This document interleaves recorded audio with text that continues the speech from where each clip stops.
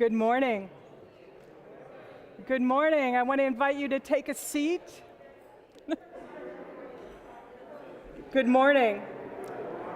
I want to invite you to take a seat. It is too glorious to be in a space with other people. I know how hard it is, but if you could please find a way to sit down, that would be awesome. Mic is on. There's just a lot of noise in here. So welcome to the Eno River Unitarian Universalist Fellowship located in Durham, North Carolina. We meet on the ancestral lands of the Eno, the Shakori, the Saponi, the Sissipaha, and the Lumbee people whose ancestors live among us today. I'm Reverend Deborah Cayer. Whoever you are behind those masks. Wherever you come from, whatever your race, your gender, whomever you love, wherever you are on your spiritual journey, welcome here to this community. This morning, it's the equinox, right? We should be in balance. This morning, also, it's 2 years exactly to the Sunday that we first quarantined ourselves. There was a little camera right there. It was about the size of an Altoids tin. And that's how we beamed ourselves out to you.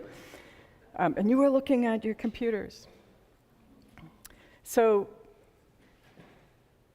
Recently, new cases of COVID have declined in our area, and enough so that we're able to be here in person. So don't you just want to stand up and cheer? So let's make a joyful noise!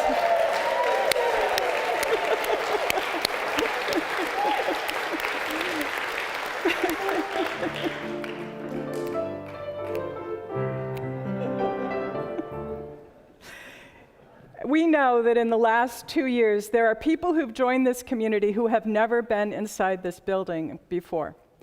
If you are one of those people and you're here for the first or maybe the second time, if you're new, would you just rise in body or spirit? We would love to greet you and welcome you this morning.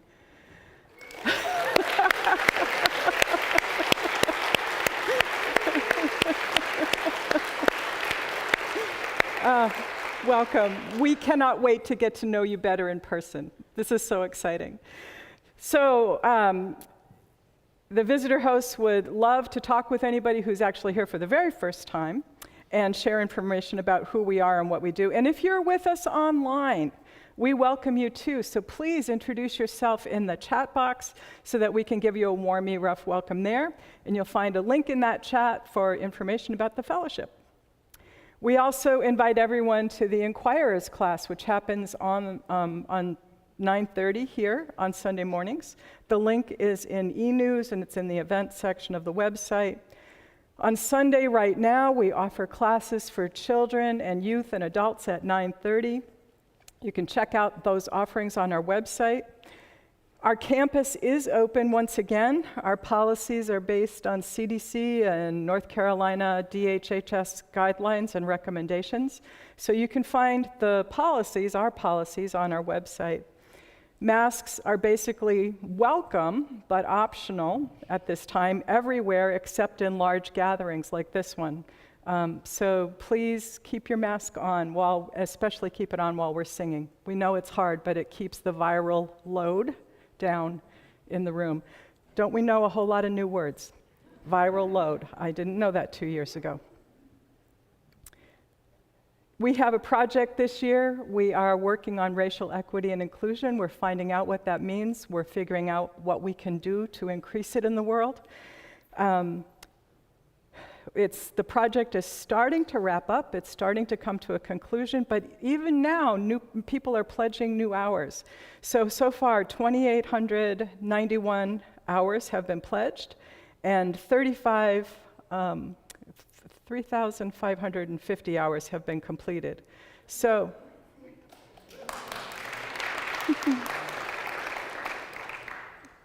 so as you complete your service, please just make sure you log it, because we're keeping track. So there is a last-minute change, and this is the part about laughing at the balance of the equinox.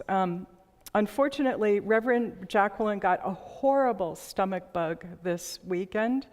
So she and I have traded, and I'm going to lead this service this morning with Lafferty, who is our worship associate this morning.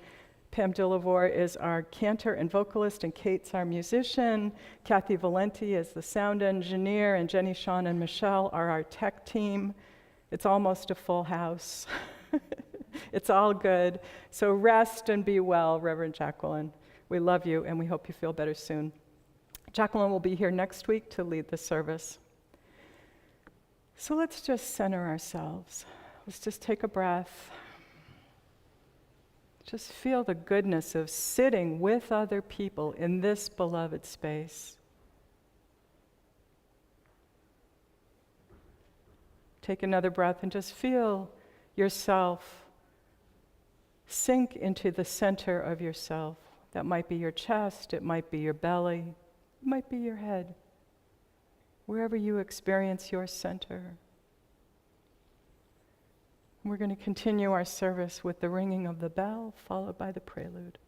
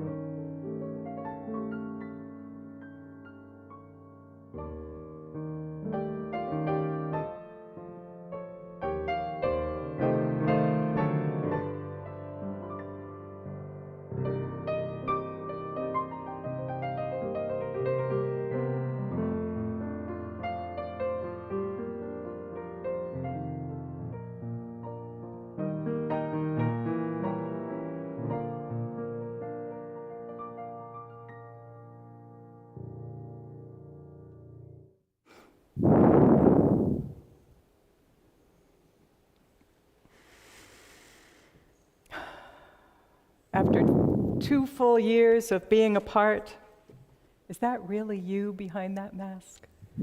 You whom I've been longing to see in person. Even the view of just your eyes brings tears to my own. I have missed you. We've missed you.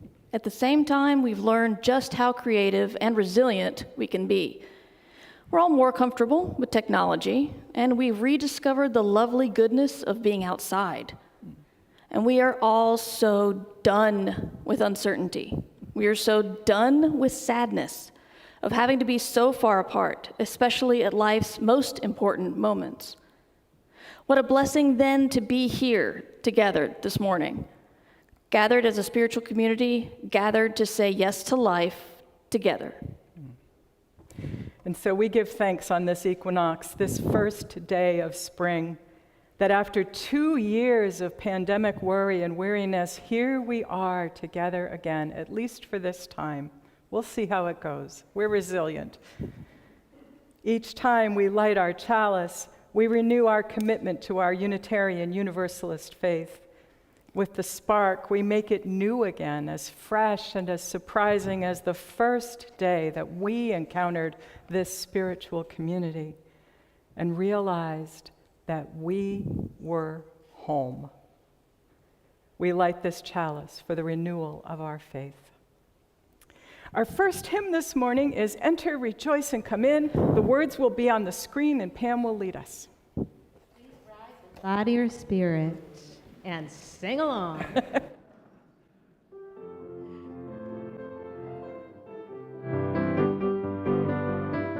Enter, enter, rejoice, and come in. Enter, rejoice, and come in. Today will be a joyful day. Enter, rejoice, and come in. Open your ears to the song. Open your ears to the song. Today will be a joyful day. Enter, rejoice, and come in. And open your heart. Open your heart, everyone. Open your heart, everyone. Today will be a joyful day. Enter, rejoice, and come in. Don't be afraid. Don't be afraid of some change. Don't be afraid of some change. Today will be a joyful day. Enter, rejoice, and come in. And enter. Enter, rejoice, and come in. Enter, rejoice, and come in. Today will be a joyful day. Enter, rejoice, and come in. Before you sit down, please turn and greet your neighbor.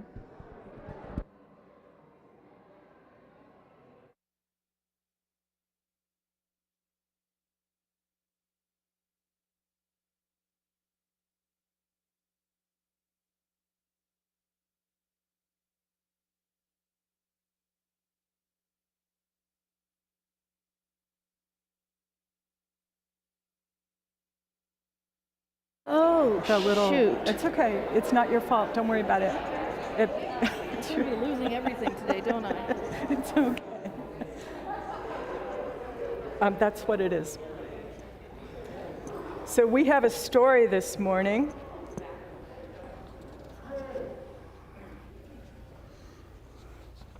It Fell from the Sky by Terry Fan. It fell from the sky on a Thursday. Ladybug was perched on a leaf when it landed. I had a very good view. It bounced 3 times, then rolled to a stop, she said. The inchworm insisted it only bounced twice. Everyone agreed it was the most amazing thing they had ever seen. Remarkable, said the walking stick. He was so happy to find something even stranger than himself in the garden. The frog assumed it was a gumdrop. He didn't like how it tasted. The dung beetle tried to roll it, but it was too heavy. The stink bug doubted that it fell from the sky at all. He thought it might have grown from the ground like a flower. Finally, the wise grasshopper was consulted. "It is not of earthly origins," he concluded. "Most likely a fallen star, a comet, or perhaps even a small planet." The Luna moth knew it was not a comet or a star or a planet. It was a magical chrysalis that needed to be kept warm. She waited all through the night, but the chrysalis never hatched. In the morning, there was another surprise. "I think that we can all agree that whatever it is, it most certainly belongs to me," said the crafty spider. "After all, it fell right into my web." Nobody remembered the web being there the day before, but in fairness, nobody remembered it not being there either. Spider gathered everyone around so they could hear his plan. He would build a grand exposition to properly show off the wonder from the sky. Construction took many weeks, but when Wonderville finally opened, everyone agreed it had been worth the effort. Even when the spider explained tickets would cost 1 leaf apiece, it seemed like a fair enough price. Visitors came from far and wide. Wonderville was even more wondrous at night, thanks to the fireflies hired to light up the display. The lines were long, so the spider smartly raised the ticket price. Only a few insects grumbled. But as the lines grew longer and the price grew higher, the grumbles grew louder. The spider just hurried customers through his exhibit. What was there to grumble about? He was giving them a rare glimpse of the wonder from the sky. Soon, the spider was wealthy beyond imagination. But where had everyone gone? The spider assumed they must have gone to spread the word about how wonderful Wonderville was. Brand new customers soon would arrive. But that was before the unexpected disaster. A 5-legged creature stole the wonder and took it back to the sky. The spider was all alone. There was no one to help him rebuild. In the weeks that followed, some of the insects returned to the garden. Flowers grew back, and the long grass covered the flattened anthills. No one paid Spider much mind. It was as if Wonderville had never even existed. The night, as it sometimes does, shared a secret. He gazed up at the sky and the stars shone down. They didn't hide their light from anyone, not even a selfish spider. He knew what he needed to do. Luckily, there is no creature more patient than a spider. High up in the flowers, he spun and spun. And sure enough, more wonders fell from the sky. Everyone agreed it was the most amazing thing they had ever seen, especially the spider. So here are some questions to ponder. Did anything unexpected ever fall into your life?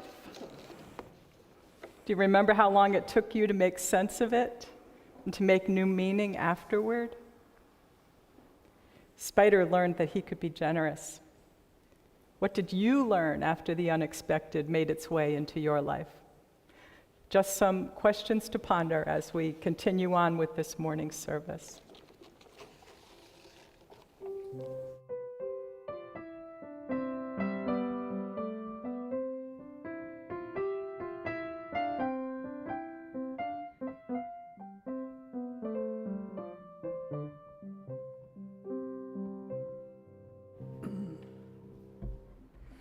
Well, I really hope I can keep it together when I look out at you all gathered today.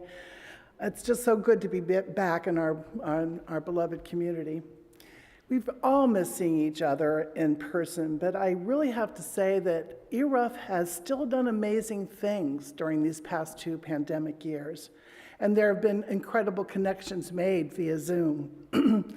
However, there are many of us, both longtime members and new members, who are still feeling somewhat disconnected and are yearning to reconnect with ERUUF.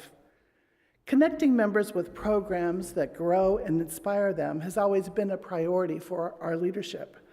We now have a renewed commitment and an obligation to develop and fund programs that will enhance our religious education and adult education classes.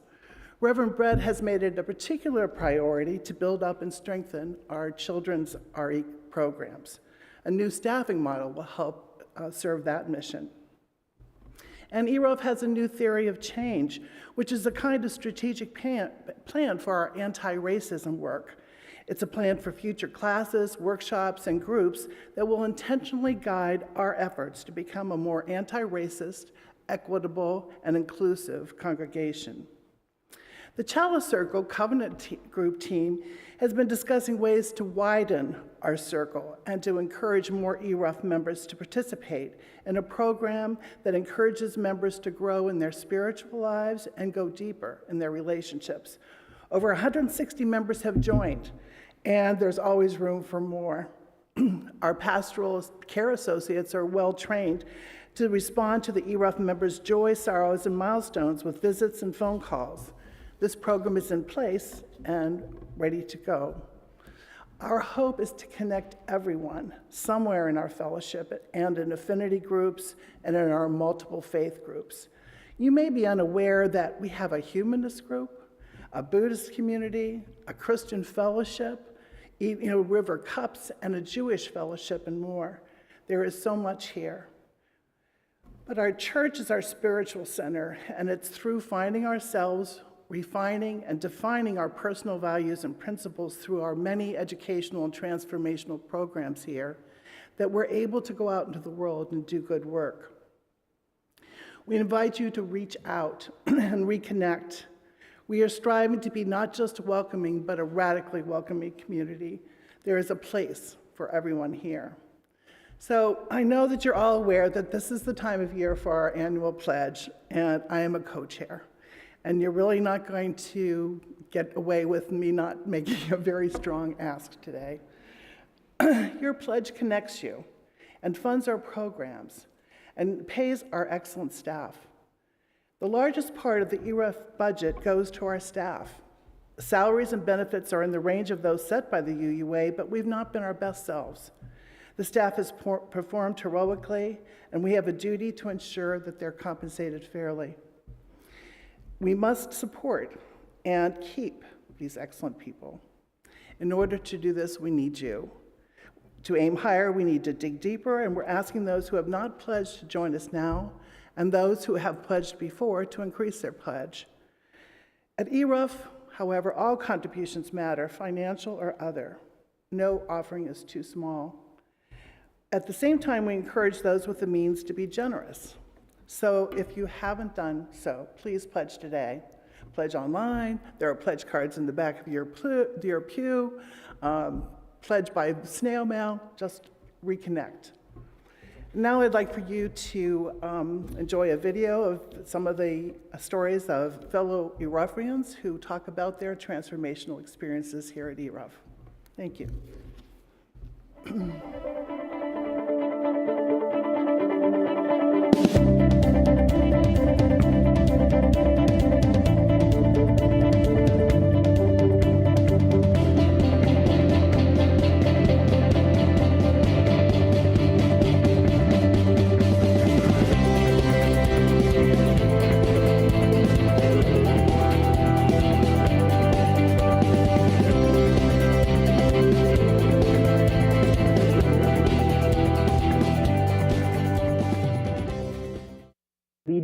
Being a facilitator for a Chalice Circle, it pushes my growth. It pushes me a little bit beyond my comfort. And then, some of the themes of the services and other programs, also, they push my envelope a bit, push my growth, definitely keep me from being stagnant.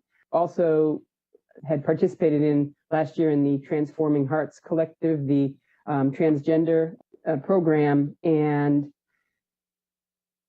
that, as a lesbian, I thought, I had awareness. Oh my gosh, I've learned so much, and it really pushed me to think about things differently.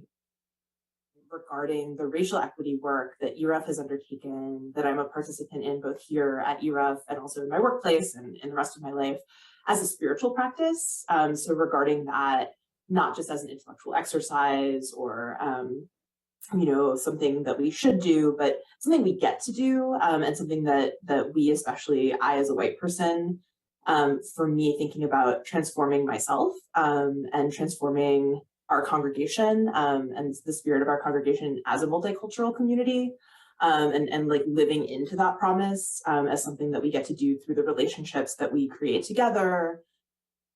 So ERUUF to me feels like words with action.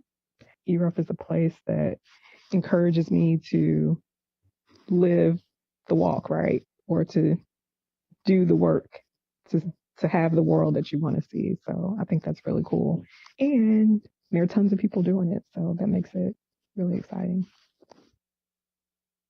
Reverend Brett, in addition to wanting us to be out in the community, she is really dedicated to personal transformation.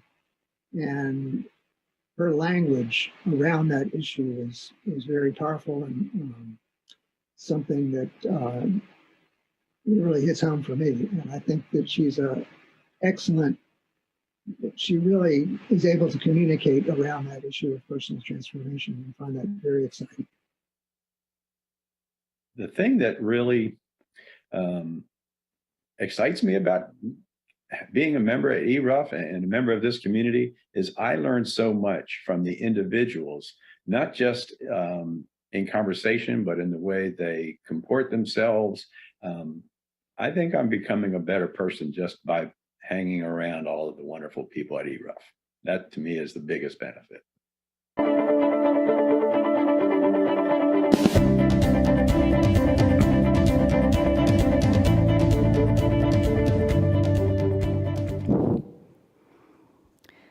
So I think those spiders are going to love me. This morning I've dropped my glasses and left them at a coffee shop. I've lost the little windscreen thing from Jacqueline's sorry about that, Reverend Brett. And just lost an earring. So the spiders are having a great day.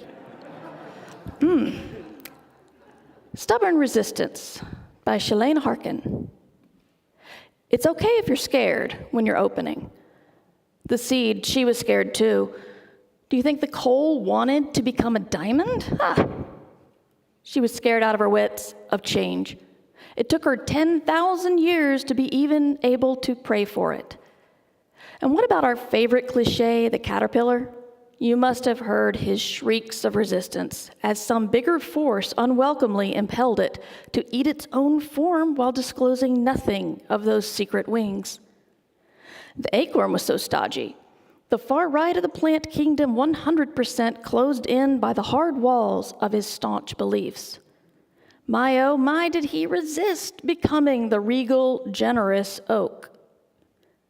The only thing different in us from them is we have an even more stubborn resistance, but ultimately, we are impelled by the same irresistible force to completely self-destruct into a new and improved, yet to be discovered, marvel. Do your best to allow this. You too were made for wings.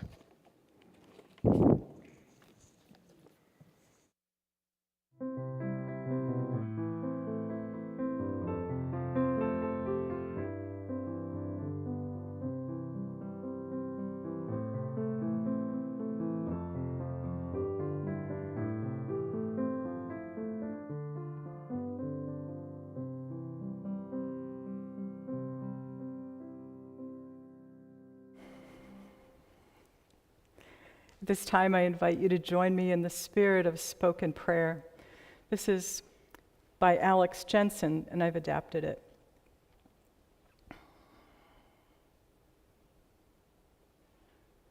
Spirit of life and love, Holy One, God, sacred source, mystery, eternal.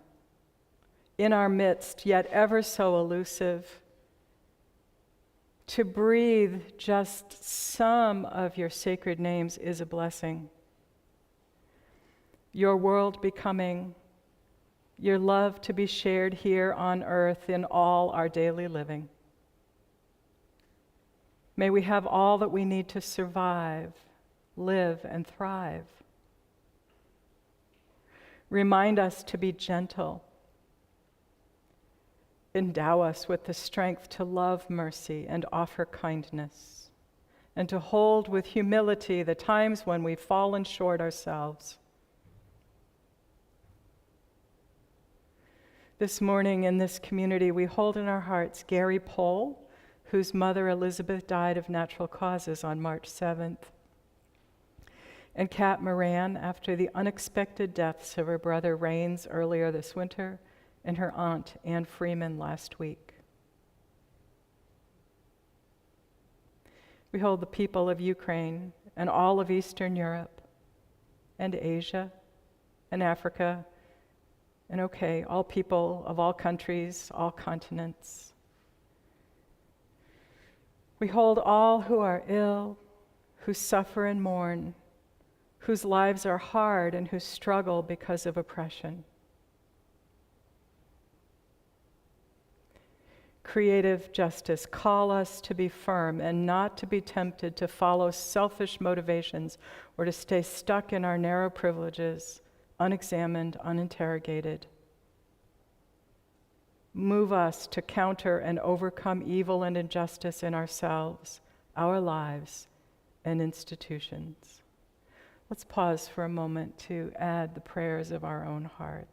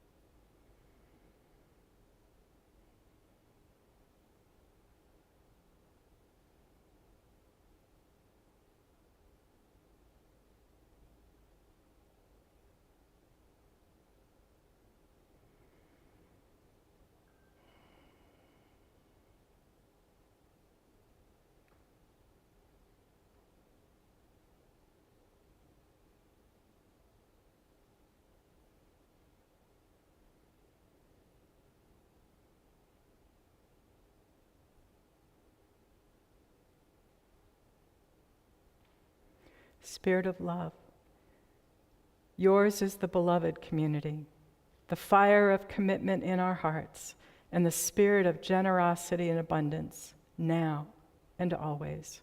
May it ever be so. Blessed be. Amen.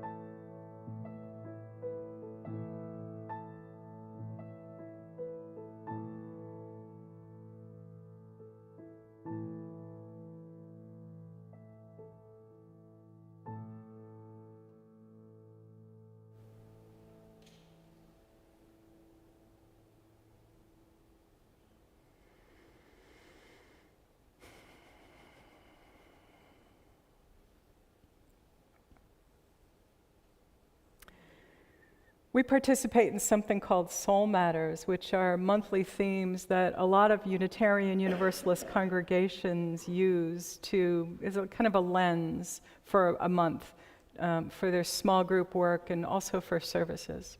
So the Soul Matters theme for this month is renewing faith. And we know that sometimes Unitarian Universalists have a hard time with that word because as people of reason and science, we tend to be suspicious of blindly accepting anything. As well we should. Don't stop doing that. Because look at what's happened when people get all of their news from the internet. Blind faith is a recipe for disaster.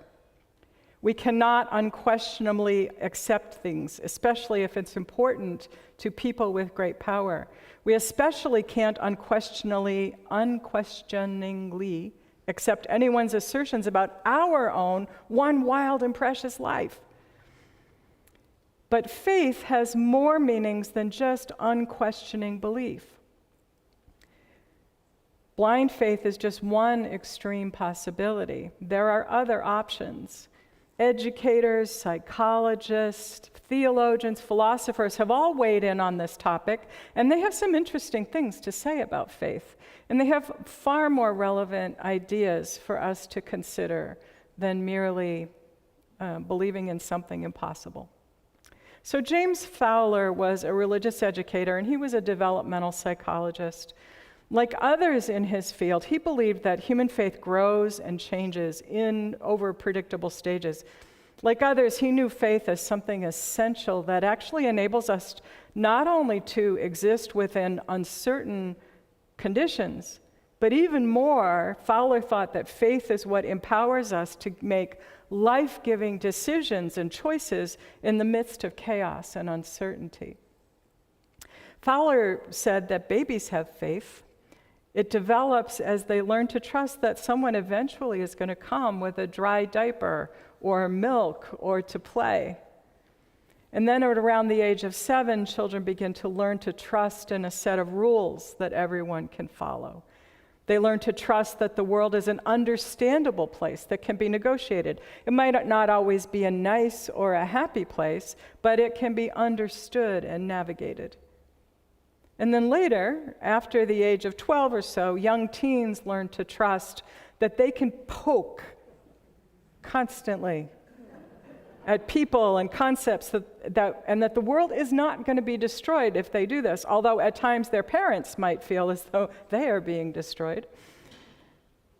In later teen years, people start to identify with an institution or a guru or a political theory or a philosophy or a religious system of belief. And faith at this stage is what enables them to expand their sense of self out into this invisible dimension of life that is just so full of exciting new possibilities. If a person keeps growing beyond this stage, that's the time when young adults start to take responsibility for their own beliefs and their own ideals. Their faith enables them to wrestle with the hard issues about what does it actually mean to be a good person and to do the right thing, because all of a sudden this is just not simple and it's not obvious. The world is complex. In the best of this stage, Fowler says, we develop a sense of comfort with ambiguity.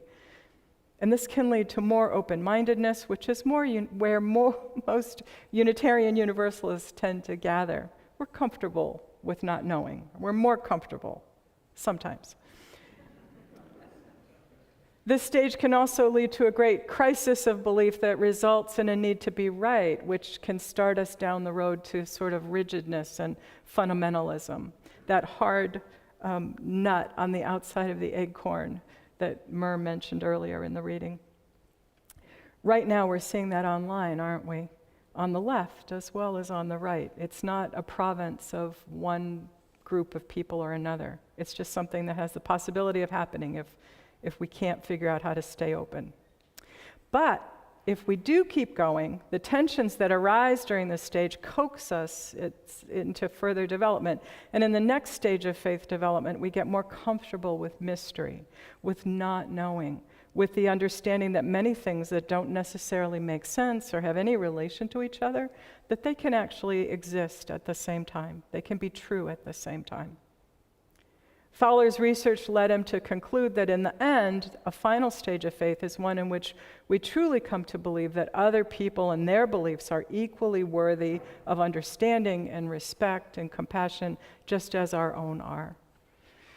Someone in this stage usually doesn't talk much about their faith, but they behave in the ways that all the religious traditions tell us that the best human beings behave. People at this stage simply do justice. They love mercy. They walk humbly with their God. They practice rather than talk about what they believe. Like religious educators, theologians are also concerned with faith, and it's not because they're part of God's sales team. Not all of them are trying to persuade us that there is a God and that there's a line we have to toe to stay on God's right side. Paul Tillich was a theologian of the last century who was looking for a new way to talk about religious experience so that it made sense to people who had been long done with formal organized religion in that time. So for Tillich, he reasoned that faith is simply the state of being ultimately concerned. But ultimately concerned brings us into relationship with ultimate reality, and this is what allows us to know what's ultimately real and true. So all of this might sound vague, it might sound whifty, like so what? But for one thing, knowing what's ultimately real and true is actually no small thing in an era of fake news. It's actually really relevant. Tillich thought that we have a capacity for faith, and that this capacity gets activated when we put ourselves in relationship with whatever it is that ultimately concerns us. The symbol for ultimate reality or ultimate concern could be called God, Tillich said. It could be called anything, because this word is just a shorthand way, it's an emblematic way to talk about something very esoteric and very real that's behind it that we can't see, we can't touch, but we can feel it. We know it's there. It's very real. So symbols and myths are the ways that we can talk about these ultimate realities that are not part of most people's walking around everyday reality. And having a way of talking about all this, having symbols and myths that give us a way to talk about ultimate matters, ultimate things actually matters, Tillich said, because we experience things like doubt and anxiety, and we make terrible mistakes. And we have a need to forgive, and we need to be forgiven. And we have to find ways to deal with these things, or they will control us. We also have a fantastic capacity to make meaning out of our experience. At the same time, we are in dire need of an ultimate source of accountability in order to know how to use our power for good. We need faith to know how to get from one critical point in our lives in the life of the world to the next place, even when we don't know where that place is or how we're going to get there. The need for these things is very real. They're very present within us and in the world, no matter the ways that previous systems of belief taught about all of this. So Tillich recognized three errors that we make about faith. First, he said, faith is a condition that allows us to act. Faith is not the act of claiming knowledge despite a lack of evidence. If we have this experience, he said, we're actually making a cognitive conclusion. We're not having an experience of faith. So it's a capacity. The second error around faith occurs when we do understand that we don't believe something, but then we try and use our will to make ourselves believe it. That's not what it means to have faith either, he said. And then a third misunderstanding about faith is when someone has a feeling that something is true, but doesn't try to understand the content of the feeling or take responsibility for ethical behavior around this. If we do these things, if we claim knowledge without evidence, if we try to force ourselves to believe when we know that we really don't, or when we just go with our feelings without interrogating them, we cannot act on our actual faith. And if we're unable to comprehend truth, we're unable to navigate our way into the future with confidence. And also with the full support of these very real realities that are all around us. Tillich thought that faith is important because we have experiences for which we do not have language, but our experience is real nonetheless. We're not arguing about ideas. This is about experience. In fact, our experience is the most ultimately real thing there is.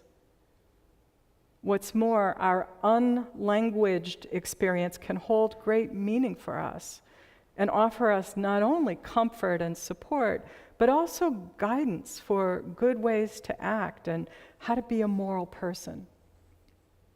Tillich's theology offers us a way to notice and then understand a dimension of life that's greater than our reason and our feelings, which are important and have their own very important place in our lives. But Tillich says our reason and our feelings are not what's ultimate, and on their own, they cannot help us find what's ultimate. He says there's something more, that's with a capital M, just as the psychologist William James named this phenomenon. Unitarian Universalists can make whatever meaning of faith that makes sense to them. I'm not here to sell you. I'm not on God's sales team. But I do think I have something to lift up that's important, and I don't want you to miss it. You can make of it what you will.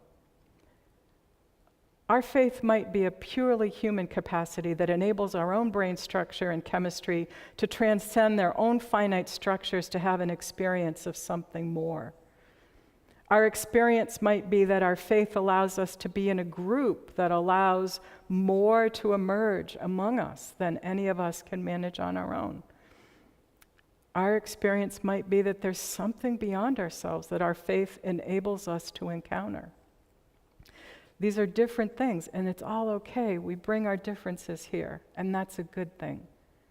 The point is that all these scholars are telling us that there's something more to be experienced if we're willing to engage in a process, whether it's a humanist process or a theist process. There's something more for all of us, each and every one of us. Tillich is kind of like the James Joyce of theologians.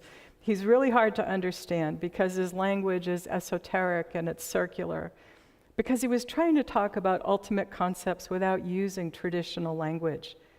He did this in an effort to give us access to very real power, ultimate power, so that we could use it for good. So he's worth trying to understand. This can be important to know in critical moments between one stage and the next emerging stage, especially when we're betwixt and between. The poet said, "It's okay if you're scared when you're opening.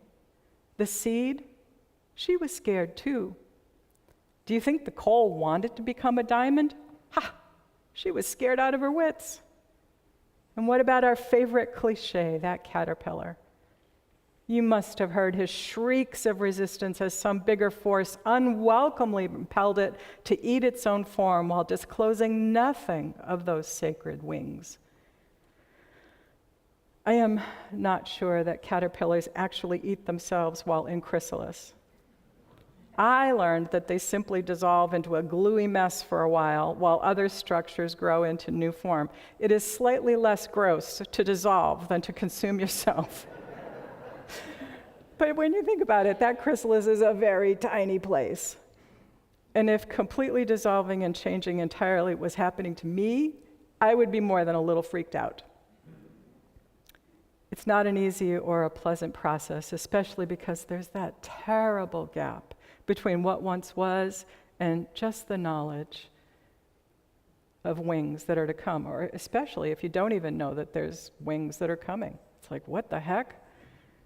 And then the poet says, the only difference in us than in seeds or coal or caterpillars is that we have an even more stubborn resistance.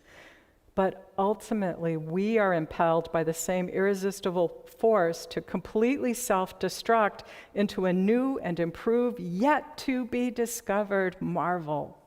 We don't know what we're becoming, It's faith that allows us to hang out in that messy, gooey, horrible space and trust that something else is going to happen.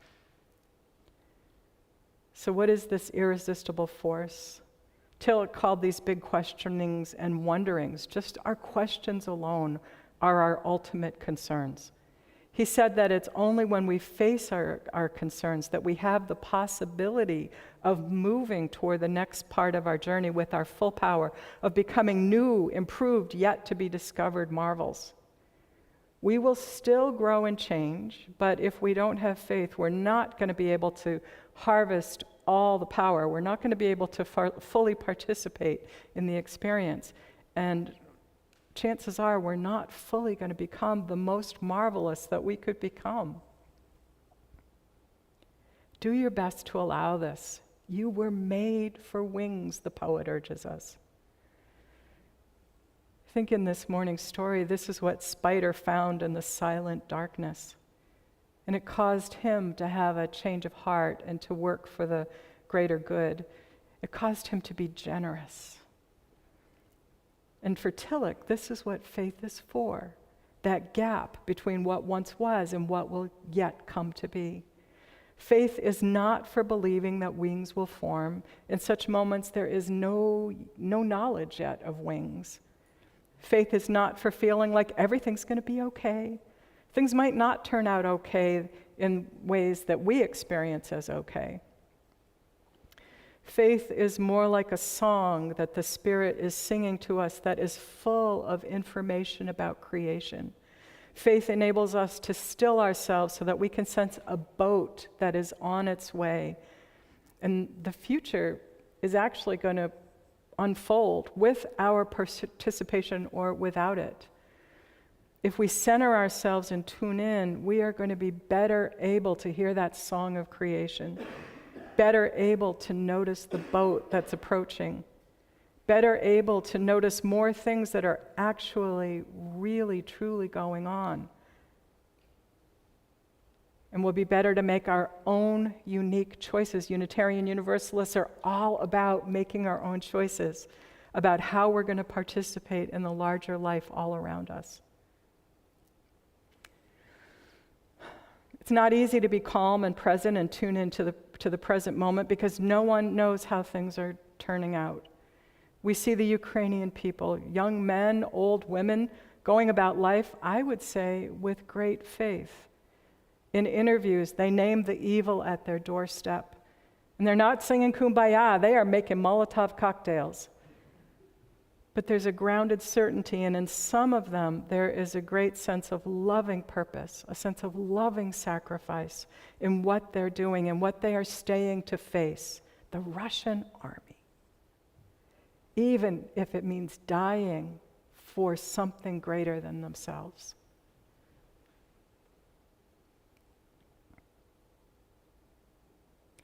In a different way, our faith has been sorely tested these past couple of years. 2 years ago to this very day, we were at home watching the service online for the first time, and we thought we might need to do this for 2-3 weeks? And then it stretched into maybe a couple of months, and then it somehow became clear that we weren't going to get together in person anytime soon. And then months turned into a year, and now 2 years. And in that time, while we were also trying to parent and homeschool and do our day jobs, while we were so tuned to our screens, we couldn't help but witness atrocious acts of racial violence and injustice. We couldn't help but notice inescapable climate disasters all around us. And soon it became very clear that democracy is in real trouble. All this while we worried about the loved ones we couldn't visit at the end of their lives, the newborn babies we couldn't cuddle. People got married and graduated, went into crisis, went to jail, and we couldn't be there. We learned how much that hurt and how much we truly need each other. We have learned how necessary it is to grieve, even as we've learned how necessary it is to be creative and to stay flexible and agile and on our toes so that we can pivot. This is an ultimate moment. Our reason and our feelings are worthy and they're good and we truly need them. But unless we also get in touch with our faith and allow it to help us stay open to this present moment, we will miss the sacred creation songs that the Spirit of life is singing to us, that love is singing to us now. Songs that have key information about a boat that's on its way and the faith that will help us get on board this ferry to the future. So that farther along, together with something more, we might discover new capacity, something like wings, and use it to do our little part to bless and help protect and preserve the world and all of life. That's what's at stake in this moment. Nothing less. Nothing could be more ultimate. Nothing could matter more in this present moment.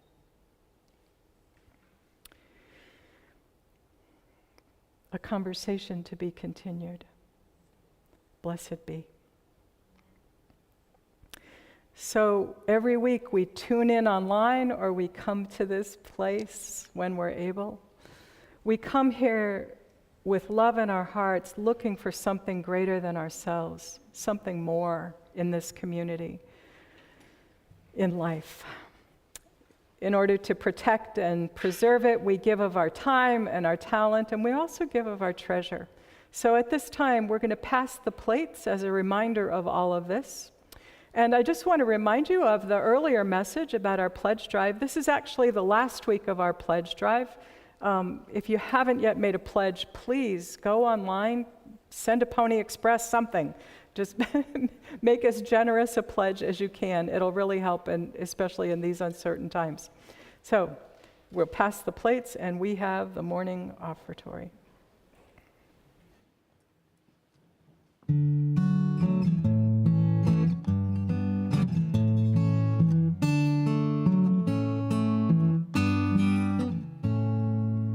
What would I do if I knew that I could not fail? If I believed with the wind always fill up my sail, how far could I go? What would I achieve? Trusting the hero in me. If I were brave, I'd walk the razor's edge, where fools and dreamers dare to tread. Never lose faith, even when losing my way. What would I do today if I were brave?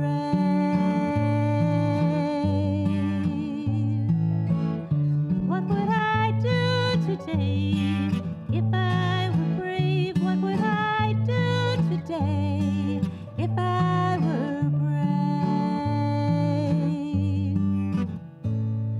What if we're all meant to do what we secretly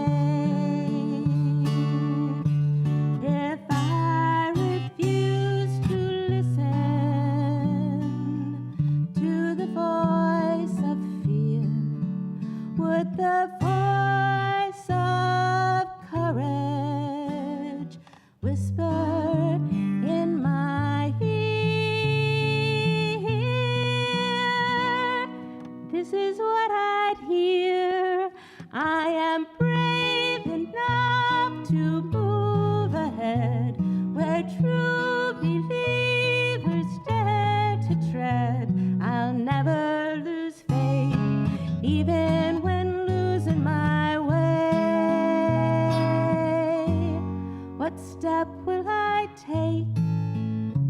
Today I am brave.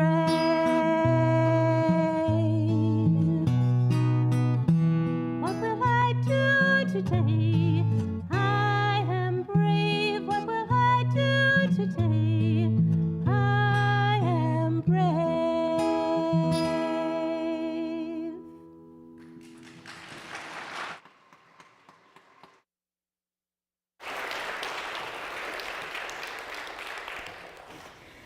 We give thanks for all the good things that support us and bless us and help us get from point A to point B.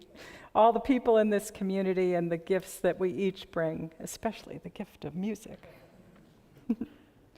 Our final hymn this morning is The Fire of Commitment. Pam is going to lead us. The words will be on your screen. If you could rise in body or spirit, we'll sing it together now.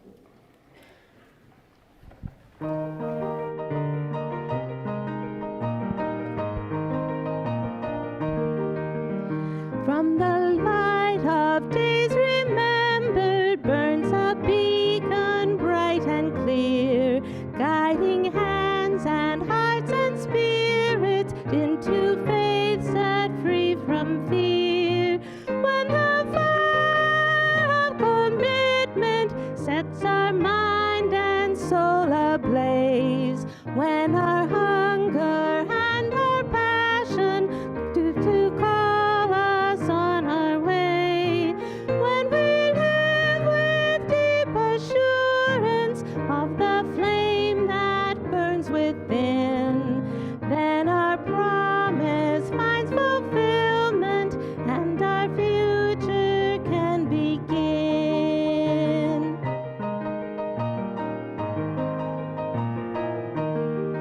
From the stories of our living rings a song both brave and free, calling pilgrims still to witness to the life of liberty. When the fire of commitment sets our minds and souls ablaze, when our hunger and our passion meet to call us on our way, when we live with deep assurance of the flame that burns within, then our promise finds fulfillment and our future can begin.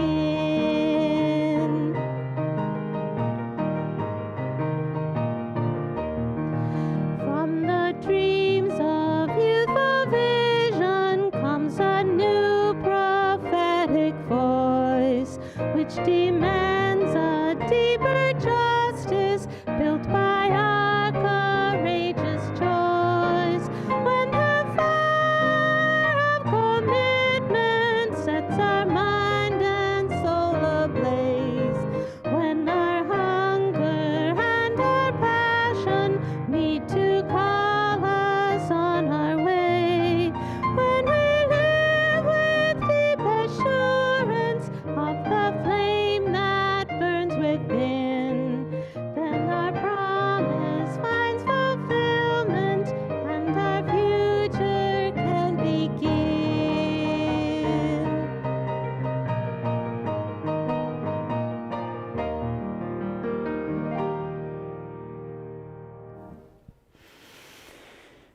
Hear these closing words by the poet Nancy Wood. She says, "Hold on to what is good, even if it is a handful of earth. Hold on to what you believe, even if it's a tree which stands by itself. Hold on to what you must do, even if it is a long way from here. Hold on to my hand, even when I have gone from you." May we take the glimpses of truth that we have found, the whispers of love in our hearts that have echoed louder for our time here together. Let's take these precious things with us into the world, into all of our living until we meet again. Blessed be. Amen. Let's go.